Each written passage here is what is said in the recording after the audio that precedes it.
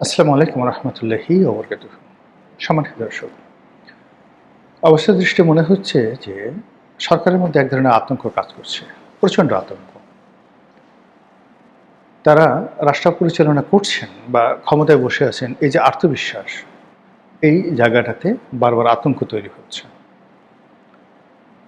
আপনি যদি একটা ঘরের মধ্যে ঢোকেন, প্রচণ্ড অন্ধকার, কোনো কিছু দেখতে পাচ্ছেন না, তখন আপনার কি দরকার? আলো, লাইট। কবরের মধ্যে আপনি যখন যাবেন, আপনার সবচেয়ে ভয় কি? অন্ধকার। এবং সেখানে আপনি কি চাইবেন? নূর চাইবেন, আলোকবর্তিকা চাইবেন। আপনার সামনে যখন একটা সাপ আসে, বিষধর সাপ, আপনি আপনার যে শরীরে যে রক্ত, হিমোগ্লোবিন, এগুলো জমে যায় ভয়ে, আতঙ্কে। আপনার হার্টবিট বন্ধ হয়ে যায়, রক্ত চলাচল বন্ধ হয়ে যায়। আপনি যে একটা হা করবেন, অনেক সময় সাপ দেখলে সে হা করার ক্ষমতা থাকে না। আপনি যে এক পা একটু এগুবেন, পা কাঁপা তো দূরের কথা, পুরো পা ফ্রিজ হয়ে যায় যারা ভয় পায়। একটা গবেষণায় দেখা গেছে যে সাপের কামড়ে যত লোক মারা যায়, 99% মানুষ মারা যায় হার্ট অ্যাটাকে। এর কারণ হলো 99% সাপ হলো বিষহীন, তার বিষ নেই। তো সে সবল মারে, সে মনে করে আমি মরে গেছি, হার্ট অ্যাটাক করে মারা যায়। কিন্তু শরীরে দেখা গেল যে তার কোনো বিষ খুঁজে পাওয়া যাচ্ছে না। তো একজন সাপুড়ে, সে সাপ ধরে ফেলে, বিষধর সাপ ধরে ফেলে, মুখে চুমো দেয়, গলায় পেঁচিয়ে থাকে, আর আপনি দেখার সঙ্গে সঙ্গে আতঙ্কে আপনি চিত হয়ে পড়ে যাচ্ছেন, মরে যাচ্ছেন, হার্ট অ্যাটাক করছেন, আপনার হাত পা ফ্রিজ হয়ে যাচ্ছে, বরফ হয়ে যাচ্ছে। কারণ কি? জ্ঞানের অভাব। আপনি সাপ সম্পর্কে আপনার কোনো জ্ঞান নেই। একইভাবে ধরেন, নতুন একটা মার্সিডিজ গাড়ি, আপনার স্ত্রী, আপনার খুব প্রিয় স্ত্রী, সারা দুনিয়া দেখে আপনি পছন্দ করে বিয়ে করেছেন। তো বাসর করতে আপনি যাবেন। বাসর করতে যাবেন কোথায়? একটা হোটেলে। শ্বশুরবাড়ি থেকে আপনাকে একটা মার্সিডিজ বেঞ্জ গাড়ি দিয়েছে। আপনার স্ত্রী বলল যে, আসো প্রিয়তম, আমি নিজে তোমাকে ড্রাইভ করে সেই গাড়িতে করে আমরা বাসর করার জন্য অমুক হোটেলে যাব। তুমি কোনো টেনশন করো না, আমি আসলে গাড়ি চালাতে পারি না, কিন্তু কখনো চালাই নাই, কিন্তু তুমি আমাকে দোয়া করো। তোমার দোয়া থাকলে আমি ভুল করব না। আমি দেখেছি ড্রাইভাররা পাশে বসে দেখেছি কিভাবে চালায়, কিন্তু আমি কখনো স্টিয়ারিং ধরিনি। তো তুমি আমার পাশে, আজকে আমাদের বাসর রাত, এবং তুমি আমার প্রিয়তম, তুমি একজন কামেল মানুষ, অলি আল্লাহ মানুষ, আমার জন্য একটু দোয়া করো। আমার সারা জীবনে একটা প্রতিজ্ঞা ছিল যে বিয়ের পর নিজের হাতে গাড়ি চালিয়ে, এবং আমি কোনো রকম প্র্যাকটিস ছাড়া গাড়ি চালিয়ে সফলভাবে আমি আমার মাকামে গিয়ে পৌঁছবো। এরকম যদি অফার আপনার স্ত্রী দেয়, আপনি কি করবেন? বা ধরুন আপনি যদি নারী হন, ঠিক একই ঘটনা আপনার স্বামীর ক্ষেত্রে ঘটলো, স্বামী আপনাকে এরকম একটা অফার দিল, আপনি তখন কি করবেন? একটা দৌড় দিবেন, বললাম পাগল হয়ে গেছে এই মহিলা বা এই পুরুষ। তো এই যে যে কাহিনীগুলো বললাম, রাষ্ট্র পরিচালনা, আপনার যে কোনো একটা বিষধর সাপ, বা এই যে গাড়ি চালনা থেকে শুরু করে অন্য যা কিছু আছে, তার সাথে অতীব অতীব কঠিনতর একটা বিষয়। যারা এখানে বসেছেন, এখানে আবেগ দিয়ে, নাটক দিয়ে কোনো জিনিস হবে না। এখানে পর্যাপ্ত জ্ঞান লাগবে, লেখাপড়া লাগবে, অভিজ্ঞতা লাগবে, বন্ধু লাগবে, বান্ধব লাগবে, সাহায্যকারী শক্তি লাগবে, দেশি বিদেশি সহযোগিতা লাগবে, পরিবেশ লাগবে, অনুকূল পরিস্থিতি লাগবে, আরও কত কিছু, জনগণের প্রত্যেকটা মানুষের সহযোগিতা লাগবে। 18 কোটি মানুষের মধ্যে ধরুন 4 থেকে 5 জন মানুষ, ফরহাদ মাজারের মতো 4 থেকে 5 জন মানুষ খালি কয়দিন পর পর এক একটা করে গুলি ছেড়ে দেবে। একটা সরকারের পতনের হতে 6 মাসের বেশি সময় লাগবে না, এখন যে অবস্থা চলছে। মাহমুদুর রহমান আমার দেশের সম্পাদক, জাস্ট এক সপ্তাহ পর পর একটা করে ফটো কার্ড দিয়ে দিবে। সরকারের কোথাও যেতে হবে না, কিচ্ছু করতে হবে না, এমনি আপন ভারের হয়ে পড়বে। প্রথম আলো প্রতি সপ্তাহে একটা একটা করে ফটো কার্ড দিয়ে দেবে, কালের কণ্ঠ একটা করে ফটো কার্ড দিয়ে দেবে, আর কিচ্ছু করা লাগবে না, কিচ্ছু করতে হবে না। এটি বুঝতে পারেন যে ব্যাপার। তাহলে এই যে গণতন্ত্র, সেই গণতন্ত্রে আপনাকে প্রথম আলো লাগবে, মাহমুদুর রহমান লাগবে, কালের কণ্ঠ লাগবে, বসুন্ধরা লাগবে, গোলাম মোল্লা রনি লাগবে, মাহমুদ ওই যে যাকে বলে ফরহাদ মাজেহার লাগবে, যাদের মুখ আছে আর কলম আছে প্রত্যেকটা লোককে লাগবে। এবং একই সঙ্গে সরকারের সাথে যারা জড়িত আছে, একটা পিয়ন থেকে শুরু করে একেবারে প্রধানমন্ত্রী কার্যালয়ের যিনি চিফ সেক্রেটারি, তার যে কোনো একটা কর্ম, যে কোনো একটা কথা, যে কোনো একটা লেখা মুহূর্তের মধ্যে টেকনাফ থেকে তেঁতুলিয়াতে বারুদের মতো আগুন ছড়িয়ে দিতে পারে। এটা হলো রাজনীতি। তো সেই রাজনীতি গোখরা সাপ বা অন্য যে কোনো ভয়ঙ্কর প্রাণীর চেয়ে কোনো অংশে কম নয়। তো যেটা বলছিলাম, এই কারণে সরকার যারা বসছেন, জনাব তারেক রহমান, তিনি বাংলাদেশে এসছেন 17 বছর পর। এই 17 বছর ধরে তিনি অনেক স্বপ্ন লালন করেছেন, অনেক ব্যথা বেদনা কষ্ট লালন করেছেন। তার শরীরে অনেক আঘাত, যে আঘাত তিনি যে ভুলেননি, তিনি যে ভুলতে পারেন না। তিনি বারবার সেই লন্ডন থেকে আশ্বস্ত করেছেন, আমি সবাইকে ক্ষমা করে দিয়েছি, আমি ভুলে গিয়েছি। এমনকি তিনি একজন সামরিক কর্মকর্তার কাছে মাপ পর্যন্ত চেয়েছেন নির্বাচনের আগে, উদারতা দেখাতে, যে আমি খুব উদার।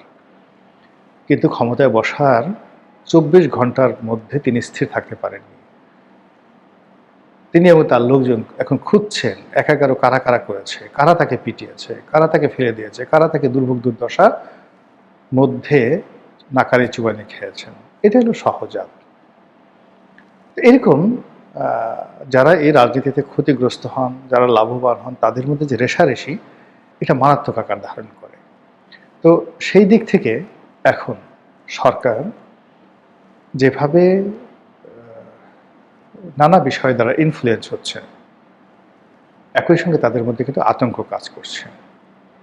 আতঙ্ক কাজ করছে আবার আওয়ামী লীগ ফিরে আসবে, আতঙ্ক কাজ করছে শেখ হাসিনা ফিরে আসবে, আতঙ্ক কাজ করছে সেই শেখ পরিবার ফিরে আসবে, আতঙ্ক কাজ করছে ভারত শেষ পর্যন্ত তাদেরকে সমর্থন দেবে না, আতঙ্ক কাজ করছে আমেরিকা হয়তো আবার সেই খেলতে পারে, আবার সেই ডিপ স্টেট পলিসি চালু করতে পারে, আবার তারা জামাতকে এনসিপিকে বেছে নিতে পারে, আবার ডক্টর মোহাম্মদ ইউনূসের যে আওয়াজ সেটা হতে পারে। এবং এরকম ঘটনা বহুবার ঘটেছে পৃথিবীতে। বিশেষ একটা অবস্থাতে মানে বারবার রেজিম চেঞ্জ হয়েছে, বারবার রেজিম চেঞ্জ হয়েছে। যেমন দেখা গেল ইরানে রেজা শাহ পাহলভি আমেরিকাদের মানে পোষ্য ছিলেন, কিন্তু দেশের পরিস্থিতি এমন একটা তৈরি হলো যে সেখানে একটা ইলেকশন হলো এবং মোসাদ্দেক প্রধানমন্ত্রী হলেন, ইরানের প্রধানমন্ত্রী হলেন। এবং ওই অবস্থায় রেজা শাহ পাহলভি পালিয়ে যেতে বাধ্য হলেন। আমেরিকাও ঠিক মেনে নিতে বাধ্য হলো এবং মোসাদ্দেকের সঙ্গে তারা কোঅপারেশন শুরু করল।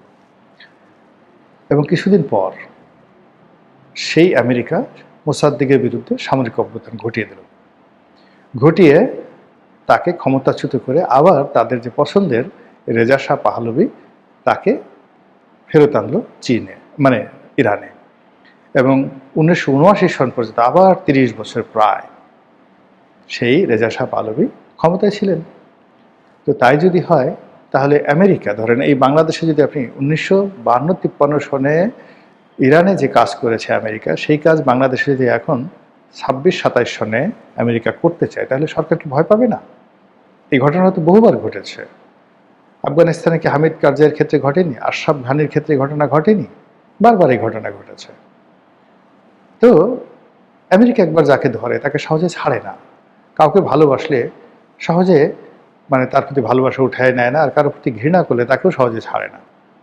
আপনি নরেন্দ্র মোদীর কথা চিন্তা করেন, কি খাতির!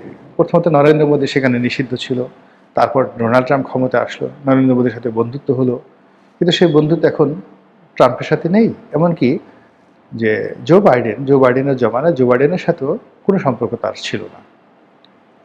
তো এইরকম আমেরিকা একবার যখন ডক্টর মোহাম্মদ ইউনূসকে ভালোবেসেছে, এনসিপিকে ভালোবেসেছে, আমিরে জামাতকে ভালোবেসেছে। এই ভালোবাসা যে আবার নতুন করে জাগবে না। পুরনো প্রেমিক দেখলেই মানুষের মাথা খারাপ হয়ে যায়। ৮০ বছরের বুড়া, ৭৫ বছরের বুড়ি প্রেম করতো প্রাইমারি স্কুলে। প্রেম কি? গাছের পাতা নড়ে চড়ে, তোমার কথা মনে পড়ে, তখন তো কোনো কিছু বুঝে না। ওই প্রেম সেই ৭৫ বছর বয়সে হঠাৎ করে দেখা হলো, দুজনই তখন মানে নাতি হয়ে গেছে, দাদি হয়ে গেছে। এবং এই দৃশ্য অতি সম্প্রতি একটা হিন্দি সিনেমাতে শাবানা আজমি আর ধর্মেন্দ্র অসাধারণভাবে ফুটিয়ে তুলেছেন। একসময় পাহাড়ে তাদের প্রেম ছিল, উভয় পাহাড়ে বেড়াতে গেছেন, সেখানে খুব অল্প সময় প্রেম ছিল, তারা একটা গান গেয়েছিল। এর মধ্যে ধর্মেন্দ্র পক্ষাঘাতগ্রস্ত হয়ে যায়, প্যারালাইজড হয়ে যায়, অনেক স্মৃতি ভুলে যায়। আর শাবানা আজমি বিয়ে হয়, ছেলে মেয়ে হয়, নাতি হয়, তাদেরকে নিয়ে ধর্মেন্দ্রকে দেখতে আসে। ধর্মেন্দ্র মনে করতে পারে না, সে তখন প্যারালাইজ। তখন শাবানা আজমি গান গায়। শাবানা আজমি গান গায়, আর সেই গান গাওয়ার পরে ধর্মেন্দ্র মনে পড়ে যায় এবং সে ওই যে হুইল চেয়ার থেকে উঠে দাঁড়ায়। এই হলো পুরনো প্রেম। রাজনীতিতে পুরনো প্রেম আরো ভয়ঙ্কর, আরো ভয়ঙ্কর। তো কাজী যে প্রেম শেখ হাসিনার সঙ্গে মোদির আছে, যে প্রেম শেখ হাসিনার সঙ্গে দিল্লির আছে, জামাতের সঙ্গে যে প্রেম আমেরিকার গড়ে উঠেছে, চীনের সঙ্গে জামাতের যে প্রেম গড়ে উঠেছে, এটা নিয়ে আতঙ্কগ্রস্ত হওয়া ছাড়া বর্তমান সরকারের কোনো বিকল্প নেই। আর সে আতঙ্ক যখন মানুষ হয়, আতঙ্ক থেকে বাঁচার জন্য মানুষ সেই লক্ষিন্দরের সিন্দুক বানায়, বড় বড় বিল্ডিং বানায়, ভবন বানায়, এই জিনিসগুলো বানাতে থাকে। তো যার ফলে কি হলো, সরকারও সেই নিজেদেরকে এই ধরনের আতঙ্ক থেকে রক্ষা করার জন্য তারা একটার পর একটা, যাকে বলা হয়, সিদ্ধান্ত নিচ্ছে। আওয়ামী লীগকে নিষিদ্ধ করতে হবে, চিরতরে নিষিদ্ধ করতে হবে, তাদের অফিসগুলো সিলগালা করে দিতে হবে, তাদের সহায় সম্পত্তি, ব্যাংক অ্যাকাউন্ট সব কিছু বাজেয়াপ্ত করে যেখানে আওয়ামী লীগ আছে সব কিছু রাষ্ট্রীয় সম্পত্তিতে পরিণত করতে হবে। নয় এসপার নয় ওসপার, তোমরা তো ফিরে আসলে আমাকে ডলার দেওয়াই, তো কাজেই আমি যেহেতু আসছি তোমাকে ডলার দিয়ে ছাড়বই, এখানে কোনো সুযোগ নেই। দ্বিতীয়ত, আবার ভবিষ্যতে আওয়ামী লীগের নিয়ে একটা কোয়ালিশন করবা, এই জন্য এনসিপি, জামাত, তাদেরকেও মোটামুটি নির্বিষ করতে হবে। তাদের হাতে ক্ষমতা ছেড়ে দেওয়া যাবে না, তাদেরকে অতটা পাত্তা দেওয়া যাবে না। আর গত 17 মাসে ইউনূস জামানাতে এনসিপি জামাত যে অপমান আওয়ামী লীগের অবর্তমানে বিএনপিকে করেছে, সেটা আওয়ামী লীগও করতে পারে নাই। আওয়ামী লীগ বিএনপির নেতাদেরকে যথেষ্ট সম্মান দিয়েছে, মর্যাদা দিয়েছে, কিন্তু গত 17 মাসে যমুনাতে গিয়ে যেভাবে বিএনপির শীর্ষ নেতারা বারবার অপমানিত, লাঞ্ছিত হয়েছেন, এটা কিছুটা হলে তো ফেরত দিতে হবে, নাহলে তো হয় না।